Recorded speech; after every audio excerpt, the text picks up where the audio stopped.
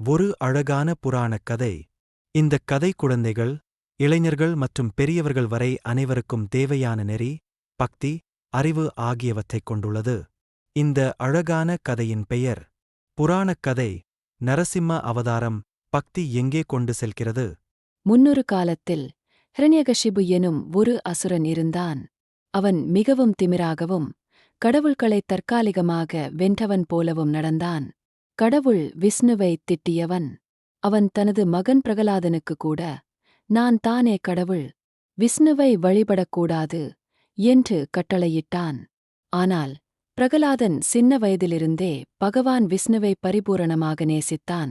அவன் சொன்னான், எங்கும் இருக்கின்றவரே விஷ்ணு, அவர் என் உள்ளத்திலும் இருக்கிறார். தந்தை ஹிரண்யகசிபு கோபத்தில் வெறித்தனமாக, உன் விஷ்ணு எங்கே இருக்கிறார் என்று கேட்டு அருகிலிருந்த ஒரு தூணை அடித்தான்.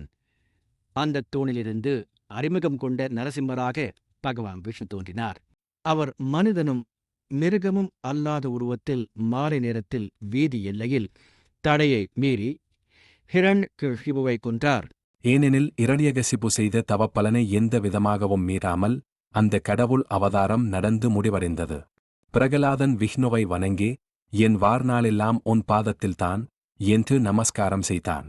கதை நெறி: உண்மையான பக்தியை யாராலும் அழிக்க முடியாது.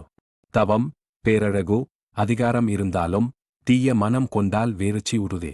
கடவுள் எப்போதும் தனது பக்தனை காப்பாற்றுவார். நேரம் மற்றும் வழி வேறாக இருக்கலாம். இந்த காணொளி பிடிச்சிருந்தா லாய்க் பண்ணுங்க, கோமெண்ட் பண்ணுங்க, உங்கள் கருத்தை சொல்லுங்க, ஷேர் பண்ணுங்க, நண்பர்களுக்கும் தெரியப்படுத்துங்க.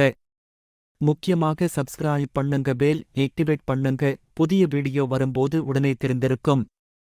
உங்கள் ஒவ்வொரும் எங்களை வளர்க்கும் வேறு மாதிரி.